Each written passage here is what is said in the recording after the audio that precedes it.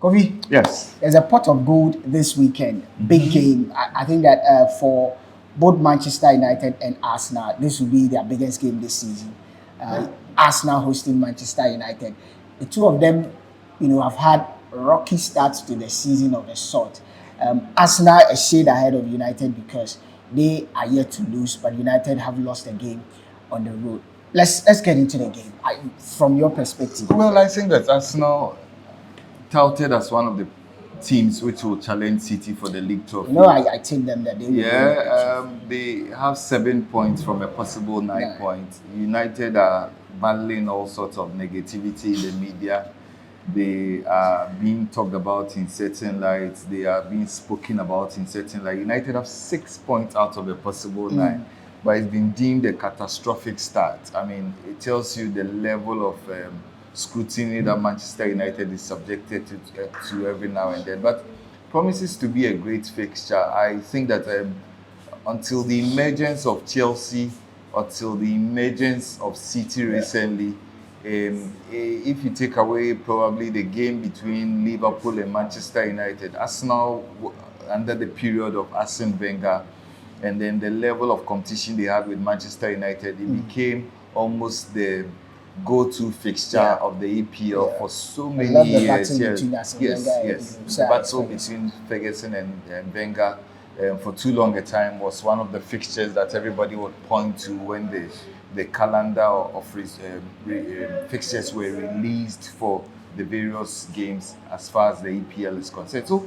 promises to be a great fixture, and this fixture has always had a history about it. I think that if you look at last season, it was one of those very interesting fixtures, a battle between Manchester United and Arsenal. Arsenal eventually had to win the day, 3-2, but it was a battle that showed you where the two teams were at. It was a battle that talked a lot about the mental fortitude of the various teams. It was a battle that talked about the various characters of the various teams, and I think that we should be expecting nothing less than what we expected last season, what we saw last season, if I should put it that way. You look at Arsenal, they've had 7 points out of 9, but people are not excited generally because people think that Arteta is tweaking too much the formation of the team because of the abundance of talent. I mean, people are of the opinion that Arteta is trying to fit certain individuals into the team, and I want to mince words. They think that he's trying to fix Kai into the team at the detriment of where Partey should be playing, you understand? And they feel that when he lets Partey play in that wing-back role or that right full-back role, he is not at his very best. I mean, people have talked about it. I've listened to a lot of commentaries. I've listened to a lot of videos. I think that it's one area that Arsenal keenly needs to address. I mean, yes, there will be constant in that midfield. There will be Odegaard. There will be Rice in there. Who do you make the third anchor of that midfield? Do you restore Partey back to the midfield? Because people feel that, I mean, when you bring back Partey into that midfield, it makes Arsenal a very strong entity. It makes Arsenal a very strong unit. So these are the issues that we need to deal with. I talk about Manchester United. There are still issues with the midfield. I mean, last season Casemiro was brilliant. This season he's not started the season very well as many people are expecting. For me personally, very disappointing. Yes, I mean, people have already written him off. You understand? I mean, somebody was telling me some couple of days ago that United is Saudi Arabia for Casemiro. I mean, that's just by the way. So these are the issues that United, I think, that are struggling a lot with their midfield. Yes, Bruno Fernandes has been exceptional. He's always been the player. He's always been. Casemiro needs that steady partner in that midfield who understands the role that they need to play. And I'm happy that yes, somebody like Eriksen will be drafted back into that midfield. I think that when you get somebody like Eriksen back into that midfield, yes, you do not have the energy levels that Arsenal has in midfield, but these are players who understand the use of spaces. You understand? Because against Arsenal, you will not want to walk into that fixture and think that you are going to boss possession. At the Emirates, no, that would be almost a suicidal thought. So it's about what you do with the ball, and to a large extent, the measures that you deploy when you are off the ball. I think that those are the two areas that the managers need to think about. I mean, once they're able to figure that out, it should be a great game. I want to look at Arsenal before I come to United, and I'll look at Arsenal relative to their numbers last season, and we could probably go into this. And they're playing at home. Last season, at home, Arsenal were one of the best sides. Take away Manchester United playing at home. They played 19 games, won 14, drew 3, lost just 2, scored 53 goals, conceded just 25, with a plus of 28 points, amassing 45 points at home. It tells you how strong they are at home. If you rank the top 5 teams who amass most points playing at home, Arsenal are in the top 5 teams together with Manchester United. You spoke about the setup of Arsenal and how this season, I did not want to use this word, but it looks like that's what he's trying to do. Arteta is trying to tinker with the team. And I do not understand, because you do not fix something that is broken. The Arsenal defense is not so broken that Partey is the guy to solve the right fullback position problem. No, there's Ben White. He's not a Cancelo. He's not a Kyle Walker. He's not a Trippier. He's not a Wan-Bissaka. But at least he gets the job done for Arsenal. The system that Arsenal operates in, he gets the job done. So I'm a bit baffled. Like you said, I don't want to buy into that conspiracy theory that he's trying to fix Kai Havertz at all costs. But it looks like that is what is happening at the detriment of the team. Because like you said, when you play Kai Havertz, I said the other day that for me, I do not know what's so special about him that for some reason managers seem to like him. But yet at Chelsea, they played him in almost all the 3 attacking areas, all the 3 defensive areas in terms of midfield, yet they couldn't find his best position. Even when he emerged as a top scorer for Chelsea, he scored just 7 goals, playing as a false 9. They tried to play him as a 10. It didn't work. Tried to play him out wide. It didn't work.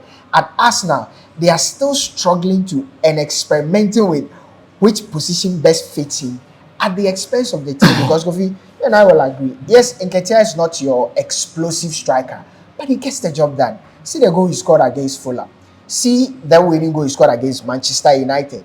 In the absence of Gabriel Jesus, he's been scoring. So why do you decide to play Kai Havertz as a false 9 at the detriment of Nketiah?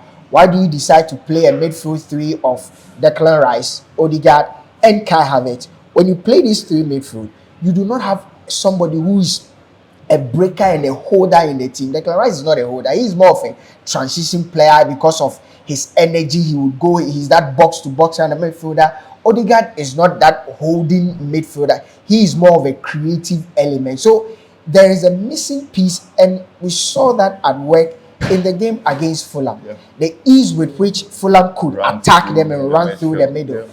And if they do that against United, they will get punished. I'm hoping and praying that against Manchester United, he would do the basics. He will be simple. This probably is my lineup. Obviously, Ramsdale, Ben White, Zinchenko is back. We may probably talk about Zinchenko's take on Partey and Casemiro when we are about ending today's episode. Zinchenko at left back, then in the middle of the park, Partey sitting just in front of the defense with Rice doing that, up and going, playing that box-to-box midfield role. Then Odegaard being Odegaard as himself. Then Martinelli, Saka, Nketiah. For me, there's a lot of pace in this team. There's a lot of workaholics in this team. There's a lot of controllers in this team, which, on the other hand, United do not have. And probably I can switch the discussion to Manchester United. You spoke about the midfield. I've watched United this season, and from the 70th minute, I do not know if they get tired, especially the midfield. Against Fulham, from the 60th, 70th minute, you could see that I'm talking about Nottingham Forest against Wolves. You could see that, and in the second half of the game against Spurs, you could clearly see that they lost the plot in the first half. United were very, very good. They created chances, but I do not know why they seem to drop in levels of energy in second half of games. And if they do that against an Arsenal side that has goals scattered all around. Martinelli last season scored 15 goals. Saka last season scored 14 goals. Odegaard last season scored 14 goals. So they have goals scattered all around. Even Nketiah hit double figures in 10. So there are goals all around. And then again, there are problems with the United defense because of injury woes. Luke Shaw is out. Who is going to play at left? Varane is out. Varane is out. Who's going to play at left back? And so there are problems. I'm hoping that for once, I think that Ten Hag should forget about what people will say and be a bit more defensive. Why do I say so?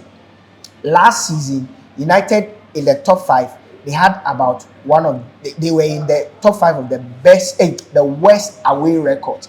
And I was looking at Manchester United's travels away and Kofi. It was so terrible.